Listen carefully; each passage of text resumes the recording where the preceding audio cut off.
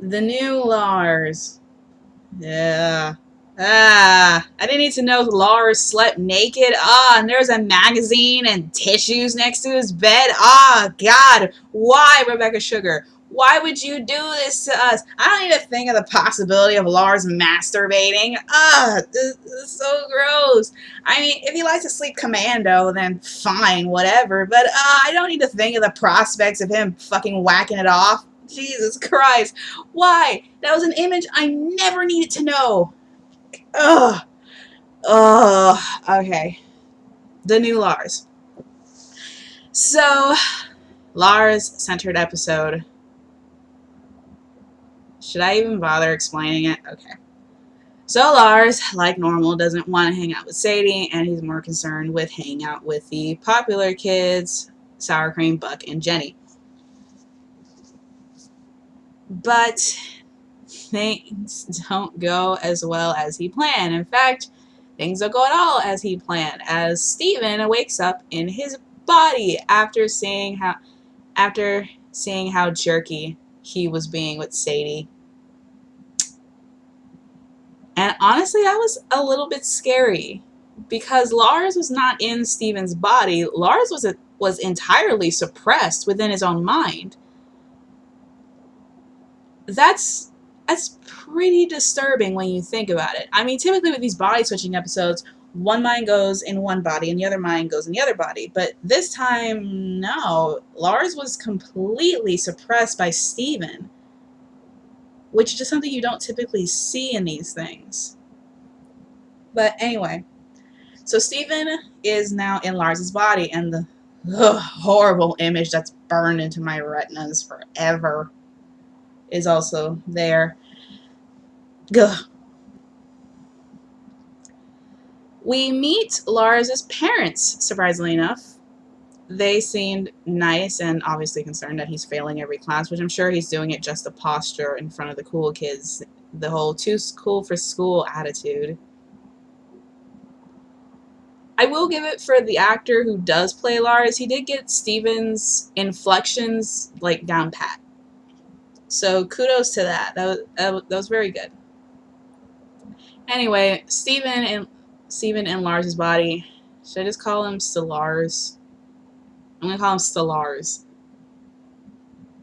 So Stellars goes down to the pizza shop where he meets up with Buck and Sour Cream and Jenny, and they all seem to like his new chill attitude.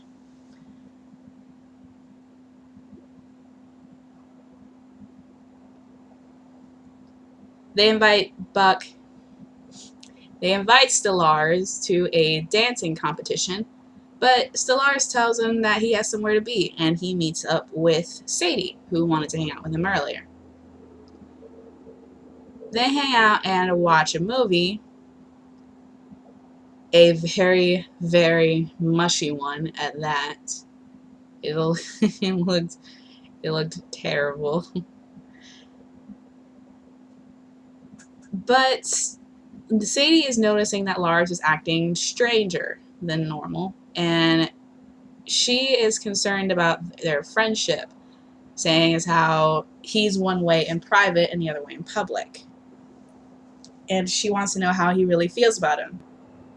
But since Steven is a Sadie's and Lars shipper, he declares his love for her, which Sadie gets pissed at. Can you blame her?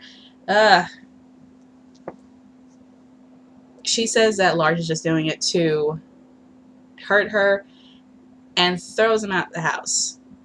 Then Stellars confesses that he is in fact Steven and apologizes. Lars would never apologize, so Sadie believes him. They run over to Steven's house to check on his body, and Lars's parents and Jenny, Buck, and Sour Cream follow him all there. Lars slaps himself awake, and Lars's eyes rolling in the back of his head was just really disgusting to look at. But Lars is back to normal, kind of to the dismay of everyone except for Sadie. He freaks out, and we cut to the next day where Lars is being all sad and moping. Steven tries to apologize, but Lars ain't having none of it. He hopes that he didn't ruin his friendship with Lars, confesses that he confessed his love for her, and Lars asks, why? What'd she say? But things actually do work out for Lars and Sadie when Lars invites Sadie over to watch a movie.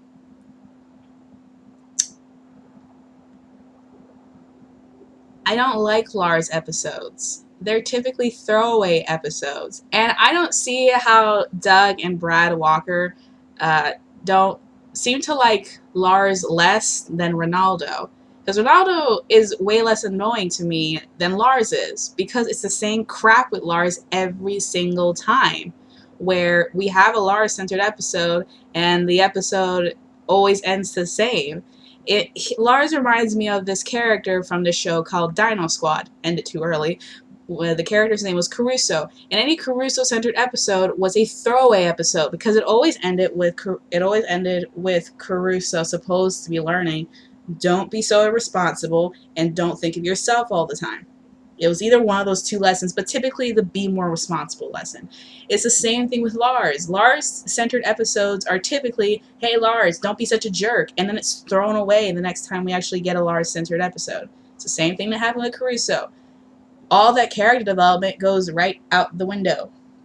The Sadie and Lars episode where they got trapped on an island, you thought there would be real character development there, and there was. But it, of course, got thrown away the very next time we saw him. Lars is so concerned about what people think about him, it turns him into a poser, it turns him into a fake, and it turns him into a jerk, which really, how can anyone stand that except for Sadie? Love is in the eye of the beholder, but still, even she's only willing so far to take his crap. It's not like she's a doormat for this guy. But still, it's another episode where we get to see another power. Well, no, we've already established this power in the Super Watermelon Island one. But it's not like we got to see actual heads of the watermelon where they have all this really complex conscious thought. People, on the other hand, completely different. So Steven being able to completely suppress another being once he goes inside their minds is pretty interesting, but also really scary.